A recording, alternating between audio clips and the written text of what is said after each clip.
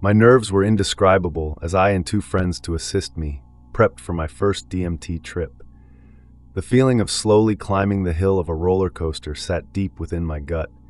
I lied down in a comfortable position on my bed, questioned whether or not I was ready, but understood there is no feeling ready for something of this nature. Dosing and transition into the realm of transformation. It took 3 large pulls to get the full 60 milligrams.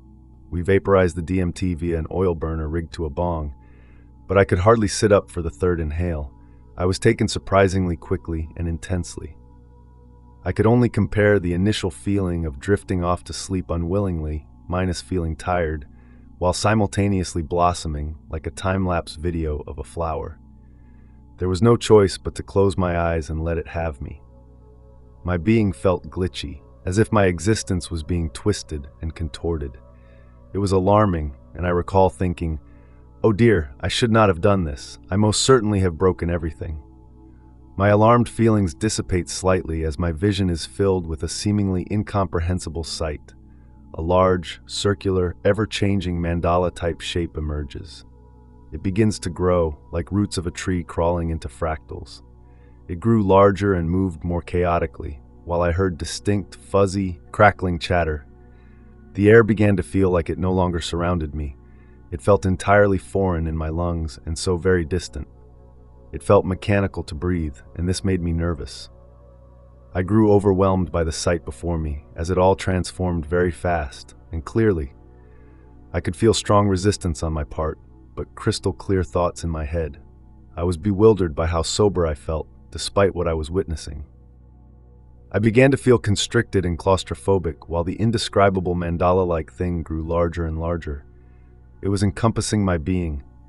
It feels like I am being morphed and transformed into this thing. There was an indescribable noise, I would say extremely similar to the falling shepherd's tone, but it grew so loud and constant that it became the only sound in this perceived existence. So it quickly left my attention. I could feel myself forcefully breathing deeply and exhaling fully. It is difficult to describe how breathing felt. It frightened me that it was as if my lungs switched from automatic mode to manual, but because of this, I felt I had to force myself to continue, or else I would die. I do not recall for how long I forced deep breathing, but from the accounts of the friends helping me, I did this for a full minute or so before suddenly stopping altogether. There was no exit transition from being within this chaotic, yet very organic-like mandala, but abruptly everything stopped. I felt as if I had bounced into a confined space, like the effect of something forming into something else quickly, and it jiggles into place. A gelatin-like movement is the best way I can put it. In this space, everything is dim with a dark, dark green hue, but it was also shifting, slowly growing, crawling. I couldn't seem to catch a glimpse of anything. A short period of time after adjusting to this space, I felt the presence of an awareness not of my own. The shocking feeling of a foreign presence in this mental realm suddenly brought my attention to the external world. My two friends were still sitting on the bed where I was lying. They weren't talking or making noise, but it bothered me deeply that I could even sense them when they felt so far away. It created extreme tension to have my attention stretched from this intense internal realm to the external world. The thought came into my head, they need to leave. But it did not feel like a thought that originated in my mind, which is completely strange because it was all in my mind. It was demanding, and over and over and over again I heard and felt intensely, they should leave, they should leave, tell them to leave. It wasn't in my head so much as it was contained in the space around me that I was hearing this thought, telling me to tell them to leave. I attempted to tell my friends they needed to go, but it felt impossible. It felt like trying to wake myself up from a dream, so I tried to surface myself much like I would do if I were having a nightmare. It felt like it took every bit of will I had to get my eyes to open, and when I finally did so, I swore they popped open as wide as possible, but they didn't. The two friends reported I just barely opened my eyes and spoke very softly. I felt like I was holding up weights with my eyelids. It was extremely difficult. I could hardly see them, my vision completely distorted, but I said, "You guys need to leave." They obliged and got up to leave. After reclosing my eyes, I had again the squeezing feeling and began to fall back into that space. While I descend, I can hear the bizarre crackling chatter again. It almost sounded like creatures laughing or speaking in a way I've never heard. I returned to the space I was in before, only this time the environment started to form more solidly. I realized what I was looking at was the wall of my bedroom from the exact perspective of which I would see it if my eyes were open. But everything had such a deep green hue, it felt like a gelatin mold of the external reality. Gelatin mold is the closest thing I can compare what it looked like, not solid, sort of holographic-ish. Below, I refer to this entity as the gatekeeper for a few reasons. I now have the comparison from my many other DMT experiences. Also, I noticed a pattern. It wasn't always consistent, but happened many times. There would seem to be an initial entity that would give me a test of willingness, I assume.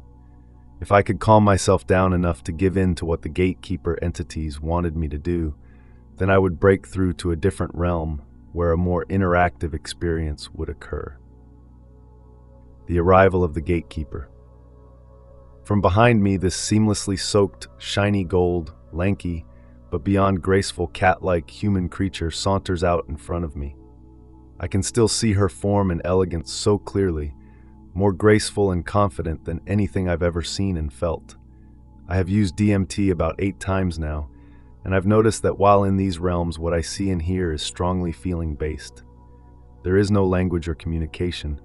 It's all a telepathic feeling, a knowing. Its essence felt feminine. She was thin, long legs and arms, and tall. She had a long curved tail that bounced slightly as she walked away from me. The tip of it was black. She stopped just in front of my bed, the wall to her left side, then turned her head to look at me.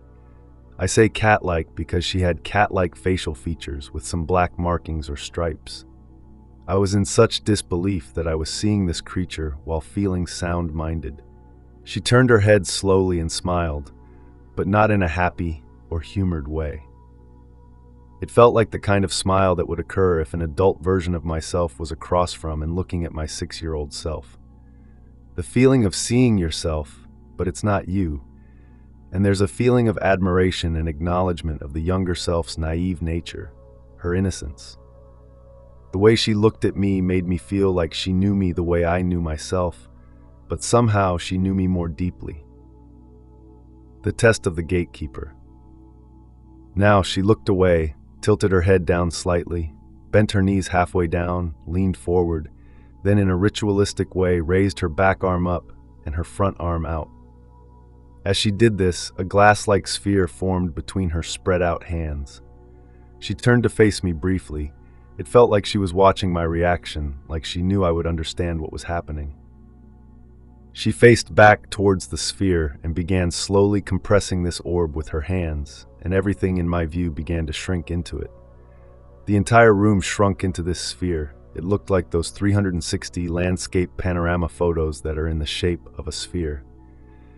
The space that was left after she compressed my room perspective into this sphere was concrete-like. It was still, with again a dark green hue. It felt like an underground, paved, concrete cave. She began constricting the perspective of the room contained in the orb, and it began to transform.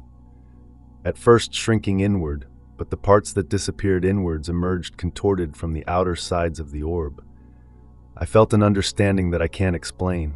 I remember hearing myself think loudly, "Oh no, God, no, please no." I knew somehow what she was doing. She was turning my external reality inside out. What was now inside the sphere was chaotic whirling. The room now indistinguishable.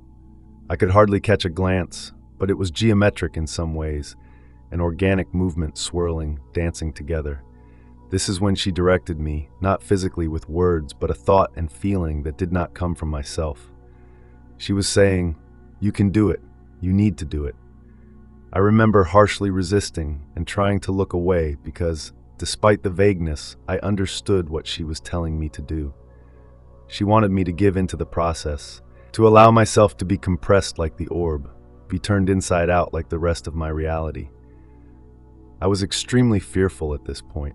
I was confused by how I could understand what was happening, how perceiving this was even possible. Despite my refusal, she persistently insisted, "Do it. You have to do it." Finally, I regained some control of my shock and disbelief and reminded myself to not fight the current.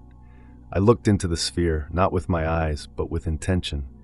Like a gravitational pull, my being merged with the sphere.